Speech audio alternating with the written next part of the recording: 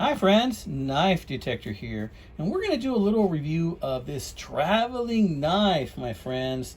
This knife has been in the hands of so many of our knife brothers, okay? And it is an Elkridge. So we're going to talk a little bit about this little beauty. We're going to talk about where it came from and where it's going.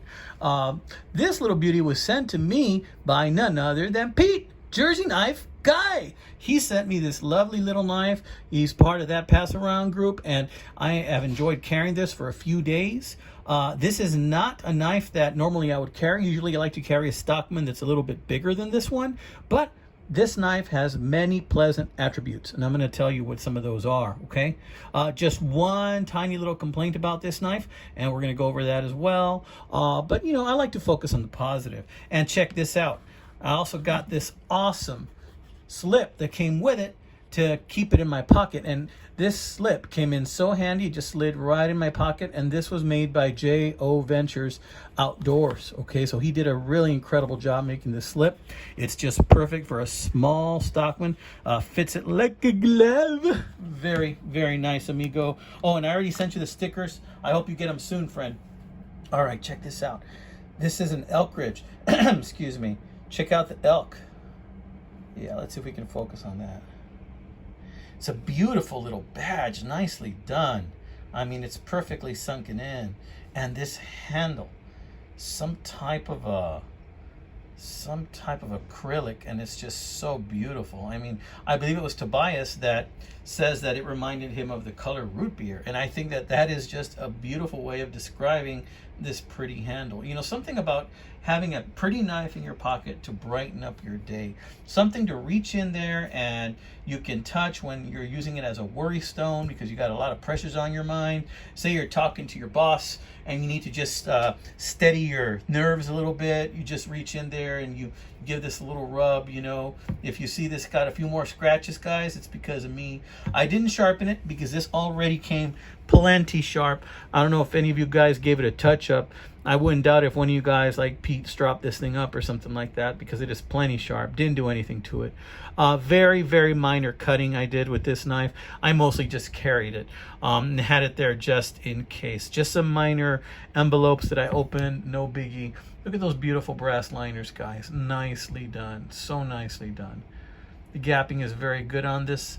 You can see that those brass liners are already starting to get a little patina from all that pocket carry. A few light scratches on the bolsters, but then again, this is like a $12 to $15 knife. You know, this is not going to break the bank, but for somebody who wants to carry something that's pretty, well, you can pull this little bad boy out. It has a little bit of character to it.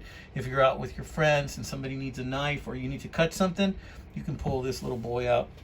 Let's check out the blades. You got a nice little sheep's foot. It's a little smaller foot than I prefer. You know, I like sheep's foot's a little bit wider, you know, a little bit longer, but this will get the job done, and it is very, very sharp. Look at that edge. Very nice edge. It gets the job done. No play, no wobble, kind of a half stop. Nice, very nice. Let's look at that little spade blade. It is a spade, a little tiny spade blade. See that tiny little spade part right there? It's very, very small. So it almost like it was done as an afterthought. But I love the curve on that.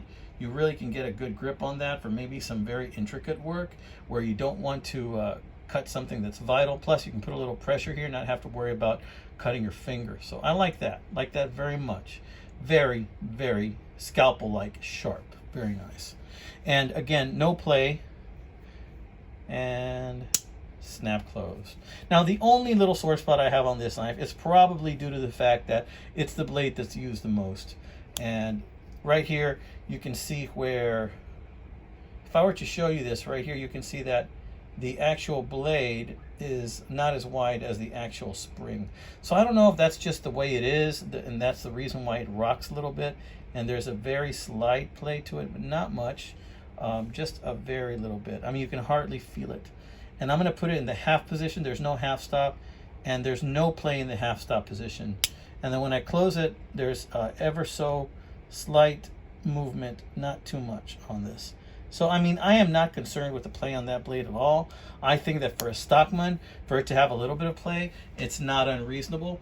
Or for any pocket knife that's that's kind of like a slip joint type knife. I don't believe that any small discernible play isn't really that unreasonable on a knife, especially in a traditional pattern like this. So I'm not worried about that. Plus, look at the price point. The price point on this knife is like between 10 and 15 bucks. So you're not going to get something that's a GEC for that. But look at this. Tell me that this is not as pretty as some GECs. That's just a lovely, pretty root beer colored knife. So all right, guys, I want to show you this little bad boy. This knife came from Pete, Jersey Knife Guy. Thank you, Pete. He also sent me a bunch of goodies. Thank you, Pete. I sent him a gift in return. This is now going to go to Big Red EDC, and I'm going to send Big Red EDC this bad boy, plus I'm going to send it one of my coveted patches, and there's only about 6 or 7 of them on the planet, and I'm sending one of those to Big Red EDC. Hope he sticks it on a jacket, wears it proudly. All right, my friends, you take care, amigos. God bless you, and have a fantastic week ahead. Take care, friends.